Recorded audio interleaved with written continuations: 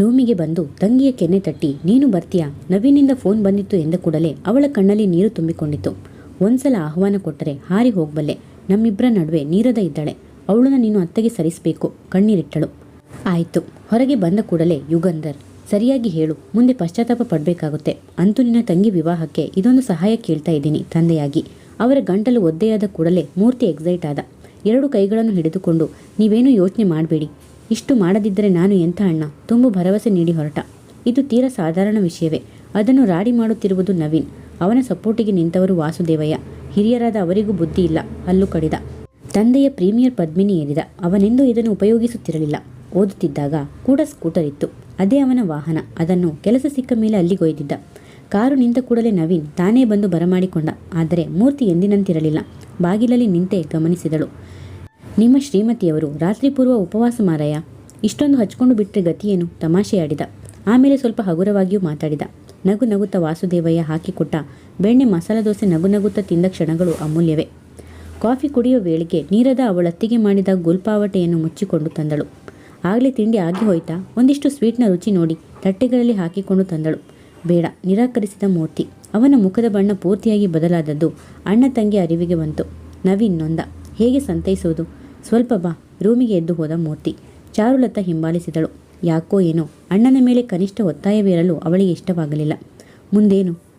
ನಂಗೂ ರಜೆ ಇಲ್ಲ, ನಿಶ್ಚಿತಾರ್ಥ ಮುಗಿಸಿಕೊಂಡೇ ಹೋಗಬೇಕು. ವಿಚಾರಿಸಿದ್ಯಾ? ಕೇಳಿದ. ಅವನ ಕಿರಿದಾದ ಕಣ್ಣುಗಳನ್ನು ಎದುರಿಸಲು ಅವಳ ಅಗಲವಾದ ಕಪ್ಪು ಕಣ್ಣುಗಳು ಅಸಮರ್ಥವಾದವು. ಹೇಗೆ ವಿಚಾರಿಸಲಿ? ಆ ಮನೆಯವರು ಈ ಮನೆಯವರು ಕೂಡಿ ಲಗ್ನದ ಡೇಟ್ ಫಿಕ್ಸ್ ಮಾಡ್ಕೊಂಡಿದ್ದಾರೆ. ಮಡದಿಯ ಮಾತಿಗೆ ಉರಿದು ಬಿದ್ದ ಮೂರ್ತಿ. ಬರೀ ಡೇಟ್ ತಾನೇ ಫಿಕ್ಸ್ ಆಗಿರೋದು, ಮದುವೆ ಆಗಿ ಹೋಗಿಲ್ವಲ್ಲ. ನವೀನ ನಿರ್ಣಯ ಬದಲಾಯಿಸಿಕೊಳ್ಳೋಕೆ ಹೇಳು. ನಾನು ಅಪ್ಪನಿಗೆ ಪೂಜಾಗೆ ಭರವಸೆ ಕೊಟ್ಟು ಬಂದಿದ್ದೀನಿ. ಜೋರು ಮಾಡಿದ ದನಿಯನ್ನು. ಇನ್ನಷ್ಟು ಜೋರಾಗಿ ಅಳಿಯ ಸಿಡಿಯುವುದನ್ನು ನೋಡಿ ವಾಸುದೇವಯ್ಯ ಕೋಣೆ ಬಳಿಗೆ ಬಂದರು. ದಯವಿಟ್ಟು ಕ್ಷಮಿಸಿ, ಗಂಡ ಹೆಂಡತಿ ಮಧ್ಯದ ಮಾತಿನ ನಡುವೆ ತಲೆ ಹಾಕಬಾರ್ದು. ಆದರೆ ವಿಷಯ ನಿಮ್ಮಿಬ್ಬರಿಗೆ ಮಾತ್ರ ಸಂಬಂಧಿಸಿದ್ದಲ್ಲ. ಯಾಕೆ ಅಷ್ಟೊಂದು ಹಠ ಮಾಡ್ತೀರಾ? ಬಲವಂತದ ವಿವಾಹಗಳಿಂದ ಯಾರಿಗೂ ಸುಖವಿಲ್ಲ, ಅರ್ಥಗರ್ಭಿತವಾಗಿ ಹೇಳಿದರು. ಅದನ್ನು ಅರಗಿಸಿಕೊಳ್ಳುವ ತಾಳ್ಮೆ ಮೂರ್ತಿಗೆ ಇರಲಿಲ್ಲ. ನೇರವಾಗಿ ಅವರತ್ತ ತಿರುಗಿದ. ಪೂಜನ ನಿರಾಕರಿಸೋಕೆ ಕಾರಣವೇನು? ನಮ್ಮ ತಂದೆ ತಾಯಿ ನಿಮ್ಮ ಮನೆಗೆ ಬಂದು ಹೆಣ್ಣನ್ನ ಕೊಡ್ತೀನಿಂದ್ರು. ನಿಲ್ಲಿಸಿದ. ವಾಸುದೇವಯ್ಯ ಮತ್ತೇನು ಹೇಳಲು ಹೊರಟಾಗ, ದಯವಿಟ್ಟು ಮತ್ತೇನು ಹೇಳಬೇಡಿ, ಈ ಮದುವೆ ಪಕ್ಕ ಆಗಲೇಬೇಕು. ಪೂಜಾ ನವೀನನ್ನ ವಿವಾಹವಾಗಬೇಕು ಅಂತ ಹಠ ಹಿಡಿದಿದ್ದಾಳೆ. ಅವಳ ಜೊತೆ ನವೀನ್ ಓಡಾಡಿದ. ಇದು ನಮ್ಮ ಮಾನ ಮರ್ಯಾದೆಯ ಪ್ರಶ್ನೆ. ಸಹನೆ ಕಳೆದುಕೊಂಡು ಕೂಗಾಡಿದ. ಬಿಳುಚಿಕೊಂಡರು ವಾಸುದೇವಯ್ಯ. ಮೂರ್ತಿ ಎಂದು ಹೆಣ್ಣು ಕೊಟ್ಟ ಮಾವನ ಎದುರು ದನಿ ಏರಿಸಿರಲಿಲ್ಲ. ಕಾಂಪೌಂಡ್ನಲ್ಲಿದ್ದ ನವೀನ್ ಒಳಕ್ಕೆ ಬಂದವನು ಮೂರ್ತಿಯ ಕೈ ಹಿಡಿದುಕೊಂಡು, ಬಿ ಕಾಮ್, ನೀನು ನನ್ನ ಸ್ಥಿತಿನ ಅರ್ಥ ಮಾಡಿಕೊಳ್ಳಬಲ್ಲೆ. ನನಗೆಂದು ಪೂಜಾ ಬಗ್ಗೆ ಅಂತ ಅಭಿಪ್ರಾಯ ಇರಲಿಲ್ಲ. ಅಲ್ಲಿ ಇದ್ದುದು ಬರೀ ಸ್ನೇಹ. ಈಗಾಗಲೇ ನನ್ನ ಪ್ರೇಮ ಗಟ್ಟಿಯಾಗಿ ಹೋಗಿದ್ರಿಂದ ಅಂಥ ಯಾವುದೇ ಉದ್ದೇಶ ನನಗೆ ಇರಲಿಲ್ಲ, ಸ್ಪಷ್ಟಪಡಿಸಿದ. ಇವೆಲ್ಲ ಕೇಳೋಕೆ ನಾನು ಸಿದ್ಧವಿಲ್ಲ, ನುಡಿದ ಮೂರ್ತಿ.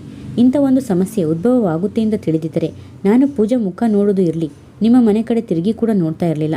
ಅವಳಿಗೆ ಬುದ್ಧಿ ಕಮ್ಮಿ ಇರಬಹುದು, ನೀವಾದರೂ ಬುದ್ಧಿ ಹೇಳಬೇಕಿತ್ತು ಎಂದ ಕೂಡಲೇ ಮೂರ್ತಿ ತಾಳ್ಮೆ ಕಳೆದುಕೊಂಡು ಅವನ ಕುತ್ತಿಗೆ ಪಟ್ಟಿಗೆ ಕೈ ಹಾಕಿದ. ನಿನ್ನ ತಂಗಿ ಈ ಮನೆ ಸೊಸೆ. ಅವಳು ಸುಖವಾಗಿರಬೇಕು ಅಂದರೆ ನಿನ್ನ ನಿರ್ಧಾರ ಬದಲಾಯಿಸಿಕೊಂಡು ಪೂಜಾನ ವಿವಾಹವಾಗೋಕೆ ಒಪ್ಕೋಬೇಕು. ಕೀಪ್ ಇನ್ ಯುವರ್ ಮೈಂಡ್ ಅಂದವನು ಕುತ್ತಿಗೆ ಪಟ್ಟಿ ಬಿಟ್ಟು ರಭಸವಾಗಿ ಹೋಗಿ ಕಾರಿನಲ್ಲಿ ಕೂತ. 2 ನಿಮಿಷದಲ್ಲಿ ಕಣ್ಮರೆಯಾಯಿತು. ಇಡೀ ಮನೆಯನ್ನು ನಿಶ್ಶಬ್ದ ಆವರಿಸಿತು. ಮೂವರ ಉಸಿರಾಟ ಬಿಟ್ಟು ಮಿಕ್ಕಿದವರೆಲ್ಲ ಸ್ತಬ್ಧ. ಮುಂದೇನು ಮುಂದೇನು? ಮೂವರ ಮುಂದೆ ಇದ್ದುದು ಒಂದೇ ಪ್ರಶ್ನೆ, ಈಗೇನು ಮಾಡೋದು? ವಾಸುದೇವಯ್ಯ ಮಗನನ್ನು ಕೇಳಿದರು. ನಾನೇನು ಮಾಡಲಿ? ಇದೆಂಥ ಕೆಟ್ಟ ಹಠ, ಮನುಷ್ಯತ್ವವಿಲ್ಲದ ಜನ. ಸ್ವಲ್ಪನಾದರೂ ಕಾಮನ್ ಸೆನ್ಸ್ ಬೇಡವಾ? ತಲೆಯ ಮೇಲೆ ಕೈಯೊತ್ತಾಗ ಚಾರುಲತಾ ಎದ್ದು ಹೋದಳು. ಮುಂದೇನು? ತಂದೆ ಮಗ ಬಹಳ ಹೊತ್ತು ಮಾತಾಡಿದರು.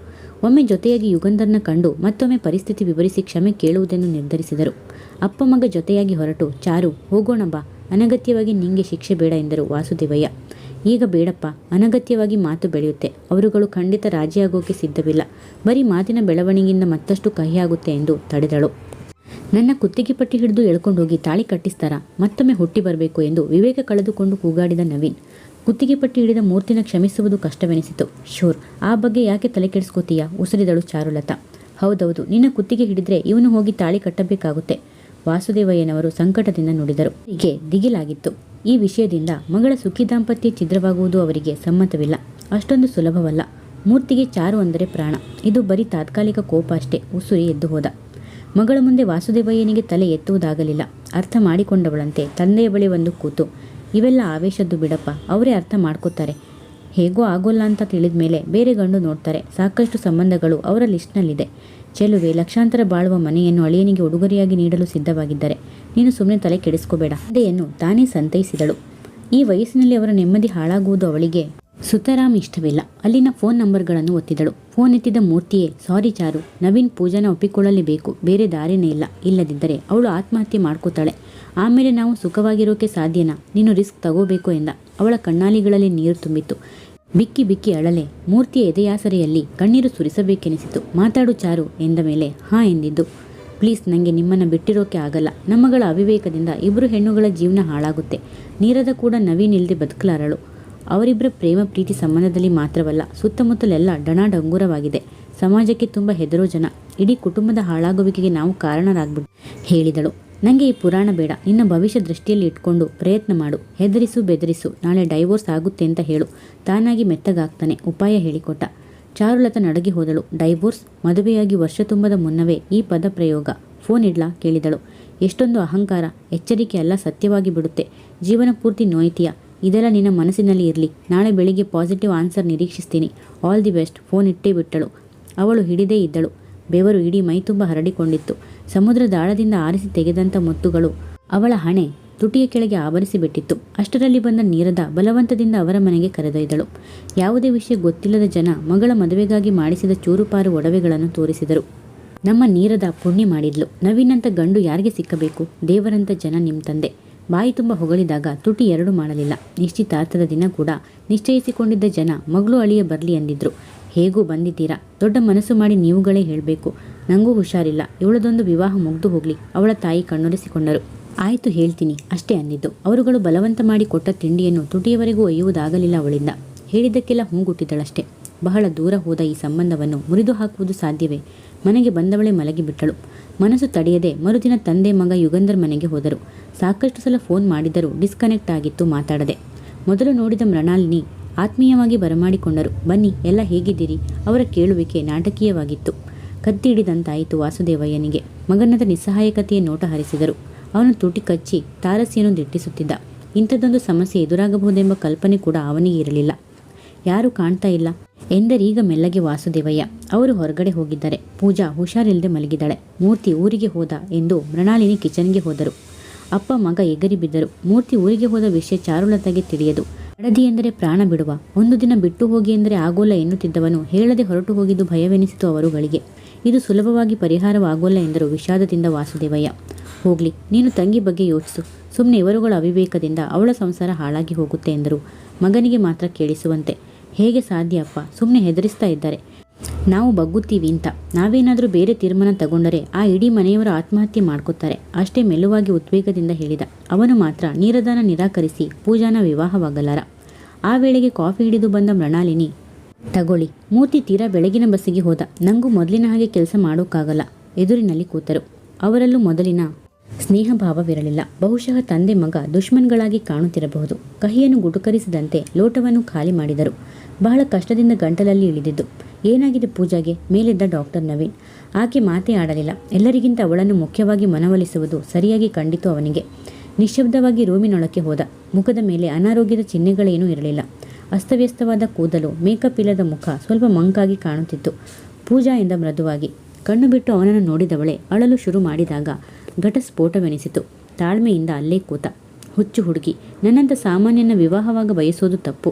ನಿನ್ನಂಥ ಹುಡುಗಿಗೆ ಹೀರೋನೇ ಸಿಕ್ಕಬೇಕು. ನೀನು ನಾನು ಸೇರಿ ಹುಡ್ಕೋಣ. ನನ್ನ ವಿವಾಹವಾಗೂ ಅಪರಾಧ ಮಾಡಬೇಡ, ದಯನೀಯವಾಗಿ ಹೇಳಿದ. ನೋ ನೋ ನೋ, ನಾನು ನಿನ್ನ ಮದುವೆ ಆಗೋದು. ನನಗೆ ನೀನು ಮೋಸ ಮಾಡಿದೆ. I adore you, I marry you ಎಂದು ಚೀರಿದಳು. ಸುಸ್ತಾದ ಡಾಕ್ಟರ್ ನವೀನ್, ಇವಳಿಗೇನಾದರೂ ತಲೆ ಕೆಟ್ಟಿದೆಯಾ? ಬಹಳಷ್ಟು ಹೇಳಿ ಸೋತ. ಅವಳ ನಿರ್ಧಾರ ಬದಲಾಗಲಿಲ್ಲ. ಅನುನಯಿಸಿದ. ರಮಿಸಿ ತನ್ನ ಮತ್ತು ನೀರದ ವಿಷಯ ತಿಳಿಸಿದ. ಅವಳು ಒಂದಿಂಚು ಅಲುಗಾಡಲಿಲ್ಲ. ಇದು ಶುದ್ಧ ಮೂರ್ಖತನ. ನೀನು ಬೇರೊಬ್ಬನನ್ನು ಪ್ರೇಮಿಸಿದ್ರೆ ಸಾಲದು, ಅವರು ಕೂಡ ನಿನ್ನ ಪ್ರೀತಿಸಬೇಕು. ಇಲ್ಲಿ ವಿರಸ ದಾಂಪತ್ಯವಾಗುತ್ತೆ. ಜೀವನ ಪೂರ್ತಿ ಕೊರಗ್ತೀಯ. ಬುದ್ಧಿ ಹೇಳಿದ. ಏನಾದರೂ ಪರವಾಗಿಲ್ಲ, ನಿನ್ನನ್ನೇ ವಿವಾಹವಾಗೋದು. ಅವಳ ನಿರ್ಧಾರ ತಿಳಿದ ಮೇಲೆ ಮೇಲೆದ್ದ. ಈ ಜನ್ಮದಲ್ಲಿ ಅಂಥ ಕನಸು ಕಾಣಬೇಡ. Good bye. ಹೊರಗೆ ಬಂದ. ಅಲ್ಪ ಸ್ವಲ್ಪ ಕೇಳಿಸಿಕೊಂಡಿದ್ದ ಮೃಣಾಲಿನಿ, ನವೀನ, ನಿನ್ನ ನಿರ್ಧಾರ ಸರಿಯಿಲ್ಲ. ನಿನ್ನ ತಂಗಿ ಈ ಮನೆ ಸೊಸೆ. ಅದನ್ನ ಕೂಡ ನೆನಪಿನಲ್ಲಿ ಇಟ್ಕೋ. ಮುಂದೆ ಇದಕ್ಕಾಗಿ ತುಂಬ ಪಶ್ಚಾತ್ತಾಪ ಪಡ್ತೀಯ. ಸಭ್ಯ ಸೌಜನ್ಯ ಮೂರ್ತಿ ಎಂದುಕೊಂಡಿದ್ದ ನವೀನ ಇಂದು ಮಗಳ ಬಾಳಲ್ಲಿ ಇಣುಕಿದ ಪೆಡಂಭೂತವಾಗಿ ಕಂಡ. ಅದಕ್ಕೂ ಇದಕ್ಕೂ ತಾಳೆ ಹಾಕಬೇಡಿ. ಚಾರುಲತಾಗೂ ಇದಕ್ಕೂ ಯಾವುದೇ ಸಂಬಂಧವಿಲ್ಲ. ಸುಮ್ಮನೆ ಬ್ಲ್ಯಾಕ್ ಮೇಲ್ ಮಾಡೋಕ್ಕೆ ಹೋಗಬೇಡಿ ಎಂದು ತಿರುಗಿದ.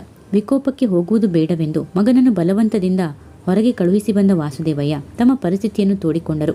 ಇಡೀ ಮನೆ ಜನ ನಮ್ಮನ್ನೇ ನಂಬಿಕೊಂಡಿದ್ದಾರೆ. ಈಗೇನಾದರೂ ಅಪಸುರ ತೆಗೆದ್ರೆ ಆ ಹುಡುಗಿ ಆತ್ಮಹತ್ಯೆ ಮಾಡ್ಕೊಂಡು ಬಿಡ್ತಾಳೆ. ನೀವು ಹೆಣ್ಣು ಹೆತ್ತವರು, ದಯವಿಟ್ಟು ಯೋಚಿಸಿ ಕಳಕಳಿಯಿಂದ ಮನವಿ ಮಾಡಿಕೊಂಡರು. ಆಕೆ ಮುಲಾಜಿಲ್ಲದೆ ತಳ್ಳಿ ಹಾಕಿದರು. ನನಗೆ ನನ್ನ ಮಗಳು ಬದುಕು ಮುಖ್ಯ. ನಾನೇನು ಆದರ್ಶ ನಾರಿಯಲ್ಲ, ಸೋಷಿಯಲ್ ವರ್ಕರ್ ಅಲ್ಲ. ನನ್ನ ಸಂಸಾರ, ನನ್ನ ಮಕ್ಕಳೇ ನನಗೆ ಮುಖ್ಯ. ಜೋಲು ಮುಖ ಹಾಕಿಕೊಂಡು ಎದ್ದು ಬಂದರು ವಾಸುದೇವಯ್ಯ. ಗೇಟಿನಿಂದ ಹೊರಗೆ ನಿಂತಿದ್ದ ಡಾಕ್ಟರ್ ನವೀನ್ ಅವನಿಗೆ ಈ ಮನೆಯವರೆಲ್ಲ ಮೂರ್ಖರ ಹಿಂಡಾಗಿ ಕಂಡರು. ಮೂರ್ತಿಯನ್ನು ಮಾತ್ರ ಬೇರೆಯಾಗಿ ನೋಡಲು ಇಷ್ಟಪಟ್ಟ. ಬಂದ ವಾಸುದೇವಯ್ಯ ತಲೆಯಾಡಿಸಿ ಬಿಟ್ಟರು. ನನಗೆ ಯಾಕೋ ಭಯವಾಗುತ್ತೆ. ಅನ್ಯಾಯವಾಗಿ ಹಠ ಮಾಡಿ ಚಾರುಲತಾ ಬದುಕನ್ನು ಹಾಳು ಮಾಡಿಬಿಡ್ತಾರೆ. ನೀನೇ ಮನಸ್ಸು ಬದಲಾಯಿಸ್ಕೊ, ಮಗನಿಗೆ ಬುದ್ಧಿ ಹೇಳಿದರು. ಅವನು ಮಾತೇ ಆಡಲಿಲ್ಲ. ಇಬ್ಬರು ಮನೆಗೆ ಬಂದಾಗ ಚಾರುಲತಾ ಪೇಪರ್ ಹಿಡಿದು ಕೂತಿದ್ದಳು. ಅತ್ಯಂತ ಶಾಂತವಾಗಿದ್ದಳು. ಯಾವುದೇ ರೀತಿಯ ಉದ್ವೇಗವಿರಲಿಲ್ಲ. ಇದ್ದರೂ ಅದನ್ನು ಹತ್ತಿಕ್ಕುವಲ್ಲಿ ಸಮರ್ಥಳಾಗಿದ್ದಳೇನೋ. ಮತ್ತೆರಡು ಸಲ ಫೋನ್ ಮಾಡಿದಳು. ಅವರುಗಳು ಯಾರೂ ಅವಳೊಂದಿಗೆ ಮಾತಾಡಲು ಇಚ್ಛಿಸಲಿಲ್ಲ. ಇವರುಗಳು ಅಲ್ಲಿಗೆ ತಿಳಿಸಿ ಹೋಗದಿದ್ದರೂ ಅವಳಿಗೆ ಗೊತ್ತಿತ್ತು. ಯಾಕೆ ತುಂಬ ಡಲ್ ಆಗಿದ್ದೀರಾ ಕೇಳಿದಳು ಇಬ್ಬರನ್ನು ಉದ್ದೇಶಿಸಿ. ನವೀನ್ ತಡೆಯದೆ ತಟಕ್ಕನೆ ಆಡಿಬಿಟ್ಟ. ತುಂಬ ವಲ್ಗರ್ ಜನ, ಸ್ವಲ್ಪ ಕೂಡ ಕಾಮನ್ ಸೆನ್ಸ್ ಬೇಡವಾ? ನಂಗೆ ಇಷ್ಟವಿಲ್ಲ ಅಂದರೂ ನನ್ನ ತಲೆಗೆ ಕಟ್ಟು ಹಣೆ ಬರಹ ಅವರಿಗೇಕೆ? ನೇರವಾಗಿ ಅಣ್ಣನನ್ನು ನೋಡಿದಳು. ವಿಪರೀತ ಭಾಷೆಯ ಪ್ರಯೋಗ ಬೇಡ. ನಿಂಗೆ ಇಷ್ಟವಿಲ್ಲ ಅಂದರೆ ಮುಗ್ದು ಹೋಯ್ತು. ಯಾರು ನಿನ್ನ ಕೈ ಹಿಡಿದು ತಾಳಿ ಕಟ್ಟಿಸೋಕ್ಕಾಗಲ್ಲ. ಸುಮ್ಮನೆ ಯಾಕೆ ತಲೆ ಕೆಡಿಸ್ಕೋತೀಯ? ಶಾಂತವಾಗಿ ನುಡಿದು ಒಳಗಿದ್ದು ಹೋದಳು. ಅವಳ ಕಣ್ಣಾಲಿಗಳು ತುಂಬಿದಳು. ಮೂರ್ತಿ ಅವಳನ್ನು ಅತ್ಯಂತ ಪ್ರೀತಿಯಿಂದ ನೋಡಿಕೊಂಡಿದ್ದ. ಇತರರು ಕುರುಬುವಂಥ ಅನ್ಯೋನ್ಯ ದಾಂಪತ್ಯ. ಆದರೆ ಬಡಿದಿದ್ದು ಬಲವಾದ ಸಿಡಿಲು. ಕಣ್ಣೊರೆಸಿಕೊಂಡು ಕಿಟಕಿಯ ಬಳಿ ಹೋಗಿ ನಿಂತಳು. ರಪ್ಪನೆ ಬೀಸಿ ಬಂದ ಗಾಳಿ ತಟ್ಟಿತ್ತು. ಮೈ ಗಾಡ್, ನೀನಿಲ್ಲದಿದ್ದರೆ ಗಾಳಿಯೆಲ್ಲ ಬಿಸಿಯಾಗಿಬಿಡುತ್ತೆ. ಕಿವಿಯ ಬಳಿ ಮೂರ್ತಿ ಪಿಸುಗಟ್ಟಿದಂತಾಗಿ ಕೆಂಪು ಕೆಂಪಾದಳು. ರೂಮಿನೊಳಗೆ ಬಂದ ಡಾಕ್ಟರ್ ನವೀನ್ ಅವಳ ಭುಜದ ಮೇಲೆ ಕೈಯಿಟ್ಟು, ನನ್ನಲ್ಲಿ ಏನು ನೋಡಿ ಮೆಚ್ಚಿಕೊಂಡು ನಿನ್ನ ನಾದಿನಿ, ನನಗಿಂತ 100 ಪಟ್ಟು ಒಳ್ಳೆಯ ಗಂಡುಗಳು ಅವಳಿಗೆ ಸಿಗ್ತಾರೆ ಎಂದಾಗ ಅವನತ್ತ ತಿರುಗಿ ಕಣ್ಣು ಅಗಲಿಸಿ, ನಿಜವಾಗ್ಲೂ ಹೆಮ್ಮೆ ಪಟ್ಕೋಬೇಕು. ನಮ್ಮಗಳ ಕಣ್ಣಿಗೆ ಕಾಣದ ಒಂದು ಅಂಶ ನಿನ್ನ ವ್ಯಕ್ತಿತ್ವದಲ್ಲಿ ಇರಬೇಕು. ಹೇಗಿದ್ಲು ಪೂಜಾ? ನಗುತ್ತಾ ಕೇಳಿದಳು. 2 ಕೈಗಳಲ್ಲಿ ತಲೆ ಹಿಡಿದುಕೊಂಡು ಕೂತುಬಿಟ್ಟ. ಇನ್ನೆಂದು ಜೀವನದಲ್ಲಿ ಆ ಕಡೆ ತಲೆ ಹಾಕೋಲ್ಲ. 4 ಕೆನ್ನೆಗೊಡೆದು ಬುದ್ಧಿ ಹೇಳೋ ಬದಲು ನನ್ನ ಹತ್ರ ಕಾಜಿ ನ್ಯಾಯ ಮಾಡ್ತಾರೆ. ಇವರ ಹೆದರಿಕೆಗೆ ನಾನೇನು ಬಗ್ಗೋಲ್ಲ. ಹಠ ಸಾಧಿಸಿದರೆ ಅವರ ಮಗನ ಸಂಸಾರ ಹಾಳಾಗುತ್ತೆ. ಬಡಬಡಿಸಿದ. ತಣ್ಣಗೆ ಅವನ ಮುಂದೆ ಕೂತು, ಅವರು ಹೆದರಿಸೋಕೆ ಕಾರಣ ಇದೆ. ಅವರ ಮಗನ ಸಂಸಾರದಲ್ಲಿ ನಿನ್ನ ತಂಗಿ ಇದ್ದಾಳೆ. ಅದನ್ನ ಎಚ್ಚರಿಕೆ ಗಂಟೆ ಮಾಡ್ಕೊಂಡಿದ್ದಾರಷ್ಟೇ, ಸ್ಪಷ್ಟಪಡಿಸಿದಳು. ಈಡಿಯಟ್, ನಾನು ಕೋರ್ಟಿಗೆ ಹೋಗ್ತೀನಿ ಜೋರು ಮಾಡಿದ. ಈಗ ಆ ಪ್ರಮೇಯವೇನಿದೆ? ನೀನಂತೂ ವಿವಾಹವಾಗೋಕ್ಕೆ ಅವರು ಅಡ್ಡ ಬರೋಕೆ ಸಾಧ್ಯವಿಲ್ಲ. 2 ಸಲ ನೀರದ ಬಂದು ಹೋದ್ಲು ಎಂದವಳು ಹೊರಗೆ ಹೋದಳು. ವಾಸುದೇವಯ್ಯ 10 ವರ್ಷ ಹೆಚ್ಚು ವಯಸ್ಸಾದವರಂತೆ ಕುಸಿದರು. ದಿಕ್ಕೆ ತೋಚದಂತಾಯಿತು. ನಿಶ್ಚಿತಾರ್ಥಕ್ಕೆ ದಿನ ಗೊತ್ತು ಮಾಡಿಕೊಂಡು ಎದುರು ಮನೆಯ ದಂಪತಿಗಳು ಬಂದು ಕೂತಾಗ ಅವರಿಗೆ ಉಸಿರು ನಿಂತಂತಾಯಿತು. ನಾಳಿದ್ದು ಶುಕ್ರವಾರ, ದಿನ ಒಳ್ಳೆಯದು. ಹೇಗೂ ಚಾರುಲತಾನು ಬಂದಿದ್ದಾಳೆ, ತಾಂಬೂಲ ಬದಲಾಯಿಸಿಕೊಂಡು ಬಿಡೋಣ. ಪಟ್ಟಾಗಿ ಕೂತರು. ಒಂದು ಮಾತು ನವೀನ್, ಕೇಳಿಬಿಡ್ತೀನಿ. ಅವರನ್ನು ಸಾಗಾಕಿ ಬಿಟ್ಟು ಗೋಳೋ ಎಂದು ಅಳಲು ಶುರು ಮಾಡಿದರು. ಅರ್ಥ ಮಾಡಿಕೊಂಡವಳು ತಂದೆಯ ಮುಂದೆ ಬಂದು ಕೂತು, ಅಳುವಂಥದ್ದೇನಾಯಿತು? ಇಲ್ಲಿ ನಿಮ್ಮದೇನೂ ತಪ್ಪಿಲ್ಲಪ್ಪ. ನಿಮ್ಮ ಅಳುಗೆ ಕರ್ಗೆ ಯಾರೂ ಅವರವರ ನಿರ್ಣಯಗಳನ್ನು ಬದಲಾಯಿಸ್ಕೊಳ್ಳಲ್ಲ.